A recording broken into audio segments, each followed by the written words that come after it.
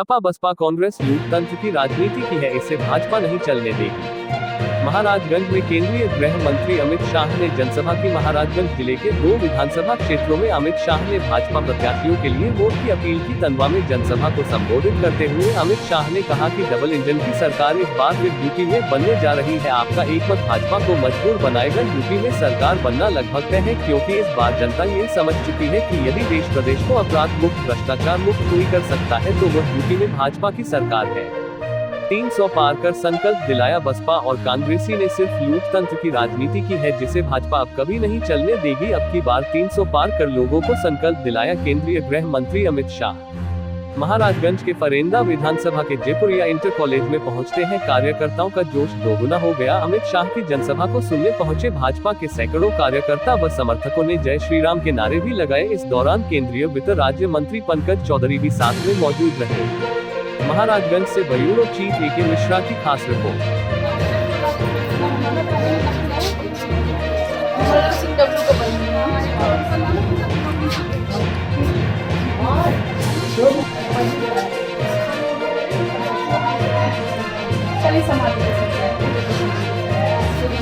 आप लोग लगा क्या जीतते हैं, ठीक है? आप लोग लगे ठीक है? हाँ तो हाँ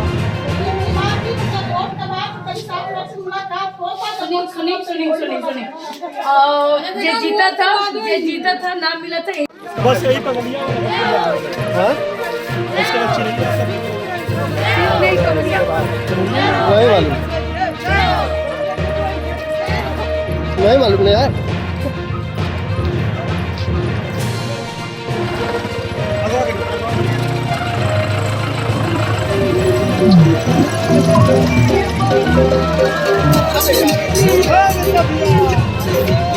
वक्त से ये राजा के बिहार बॉर्डर से सटे हुए नदी जो करमनासा कहा जाता है, उसे सटे हुए गांव धनाइतपुर में है। और समाजवादी पार्टी की ओर से जनसंपर्क करते हुए यहाँ कुछ लोग हैं, उनसे हमारी बातें होंगी कि क्या मुद्दा है और इस वक्त क्या स्थिति प्रदेश में और अपने इस विधानसभा में क्या है। तो 5वां चरण का चुनाव समाप्त हो चुका है और आप लगभग अब यहाँ भी 7वें चरण 6वां चरण का चुनाव 3 को है, उसके बाद लास्ट चरण का 7 तारीख को है।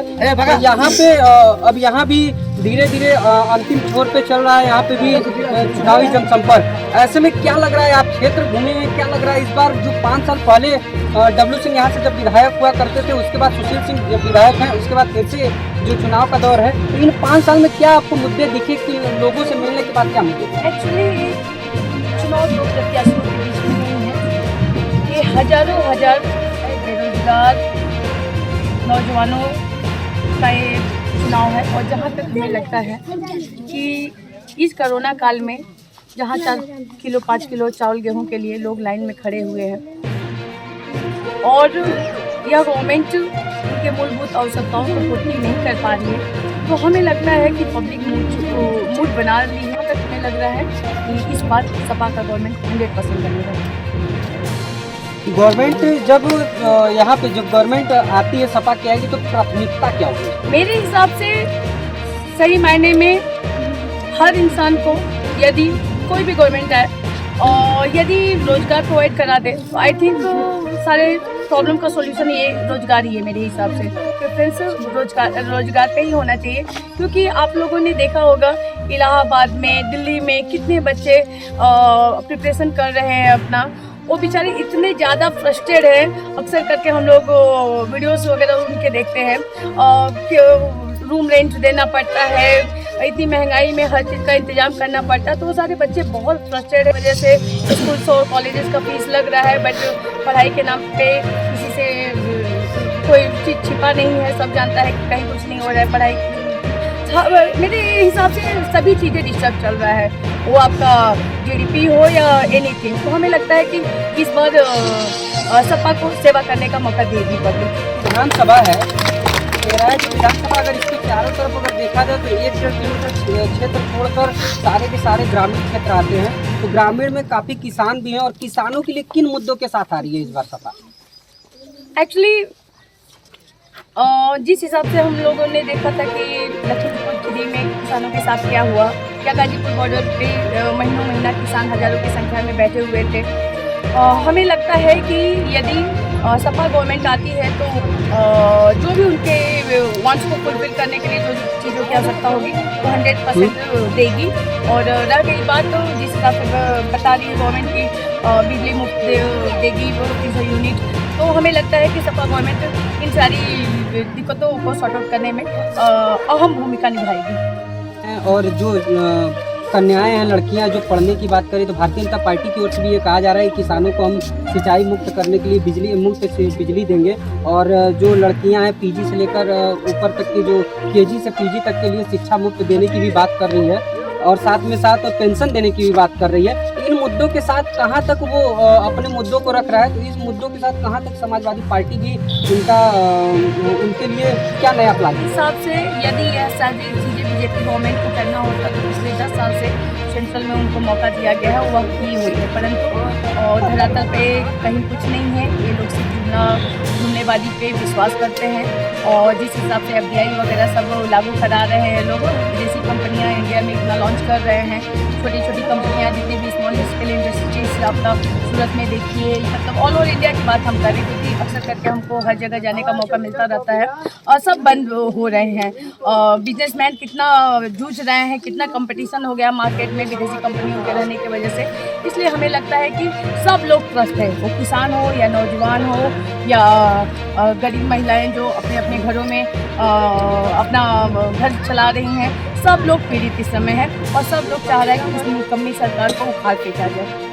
तेरह विधानसभा में इस वक्त मेरे हिसाब से जिस हिसाब से पब्लिक का वो रिस्पांस हमें मिल रहा है, क्योंकि हम गांव-गांव घूम रहे हैं, यहाँ तक कि घर घर में भी जाके महिलाओं से बात कर रहे हैं, वो बेचारी सामने से कह रही हैं कि नहीं दीदी इस बार हमें मनोज भैया को ही लाना है। तो हमें लगता है कि पब्लिक मूड बना चुकी है और यदि सबका आशीर्वाद होगा तो भारी मतों से जीत होगी मनोज भैया। अभी आपने सुना कि विधानसभा सिंहराजा में डब्लू सिंह की बहन मीना सिंह ने क्या कुछ कहा। हम पब्लिक का भी रिव्यू लेंगे कि क्या कुछ कहती है जनता।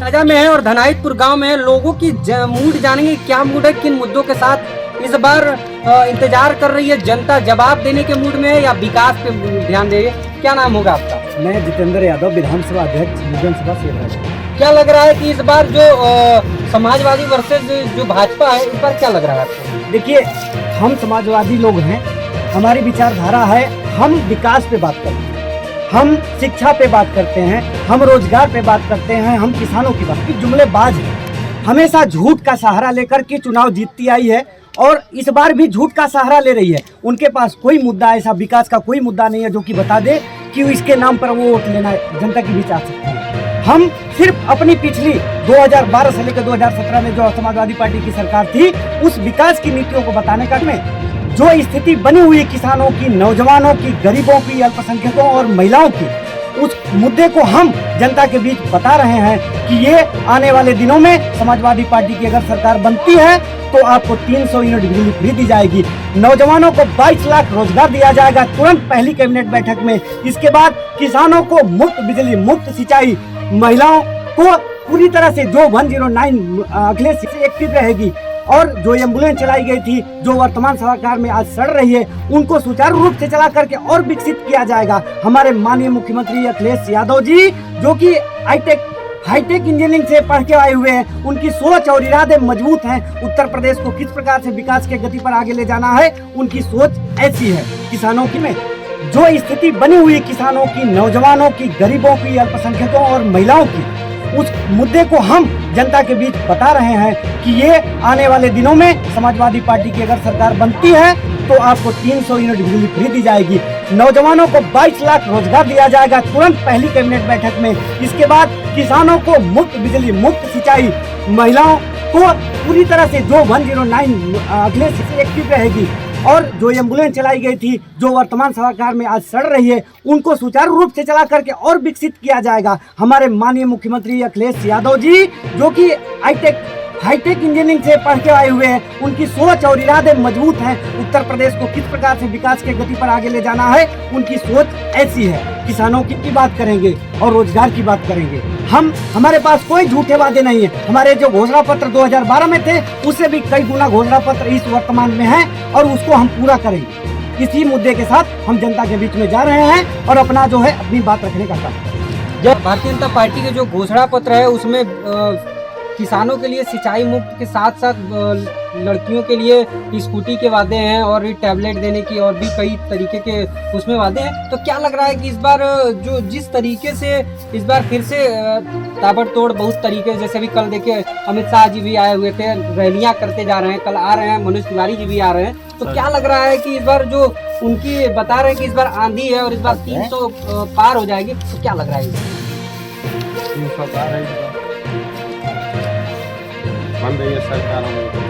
वो तो भारतीय जनता पार्टी कह रही है कि हमारी 300 पार। नहीं वो गलत बता रहे हैं, वो सब बट क्या चाचा आप तो इस गांव के लोकल हैं, क्या लगा कि 5 साल में जो काम हुआ योगी सरकार की ओर से सच में कुछ विकास हुआ कि केवल हवाई बातें? नहीं, उसमें काम हुआ है लेकिन उसमें बहुत लोग गरीब जनते का कोई काम नहीं हुआ। आप युवा हैं और आप भी इस गांव की सरकार बनी थी, उनमें उनके द्वारा काम की गई है? हमारे देखो कोई काम नहीं हुआ भाई साहब। भारतीय जनता पार्टी में कोई वाइडेंस में कोई नहीं हुआ। छात्रों पर लाठीचार्ज हो रही है इस राज्य में, कोई इसका कोई मतलब नहीं। तो सेना भर्ती आ रही है तो जो बता रहे हैं कि ऐसा ऐसा 50 बता के सेना भर्ती बहुत बना दे रहे हैं। इनके सरकार से हम संतुष्ट नहीं है। हम अपने सरकार समाजवादी पार्टी को समर्थन करना चाहते हैं और विश्वास है कि सर्वप्रथम मनोज कुमार डबलू को अपने विधानसभा से जिताएंगे और जिताने के बाद सर्वप्रथम अपनी वैकेंसी को चालू कर सेना भर्ती में हम लोग तैयार है। आपने सुना कि लोगों के क्या रिव्यू थे, क्या बातें थी, और भी लोग हमारे साथ जुड़े हुए हैं, उनसे भी हम कुछ मुद्दों पे बात करेंगे कि क्या लग रहा है इस बार की जो इस बार चुनाव हो रहा है किन मुद्दों के साथ हो रहा है। बातें तो भारतीय जनता पार्टी पहले से करी कि हम विकास किए, सड़क बनाए हैं, बिजली दिए हैं। आपकी क्या मुद्दे होंगे, किन मुद्दों पे इस बार मतदान करने जाएंगे? 382 सैयद राजा में भारतीय जनता पार्टी ने एक काम, एक कहीं, चाहे किसान का, चाहे नौजवान का, चाहे गरीब का, चाहे मजलूम का, किसी भी अल्पसंख्यक का, किसी भी व्यक्ति का बड़ा काम नहीं हुआ है कि जिससे उन लोगों को फायदा हो। समाजवादी पार्टी ने कही 26 लिफ्ट कैनाल नहरों पर एक साथ लाइनिंग हुई। यहाँ बालिका इंटर कॉलेज बनकर तैयार हुआ, 3-3, 4-4 लिफ्ट कैनालें तैयार हुई। 14 लिफ्ट कैनाल पर समाजवादी पार्टी सरकार ने एक साथ स्वतंत्र मीटर दिया। 24 घंटा बिजली रहती है। इसलिए हम लोग परिवर्तन चाहते हैं और समाजवादी पार्टी 25,000 से जीतेगी इस बार सैयद राजा में और मनोज कुमार सिंह डबलू विधायक होंगे। विकास के मुद्दे पर के अनुसार इस बार भारतीय जनता पार्टी को आप कितना प्रतिशत आप देना चाहते हैं और समाजवादी पार्टी कितना परसेंट? मैं 0% भारतीय जनता पार्टी को दूंगा। समाजवादी पार्टी कितना परसेंट? 100%।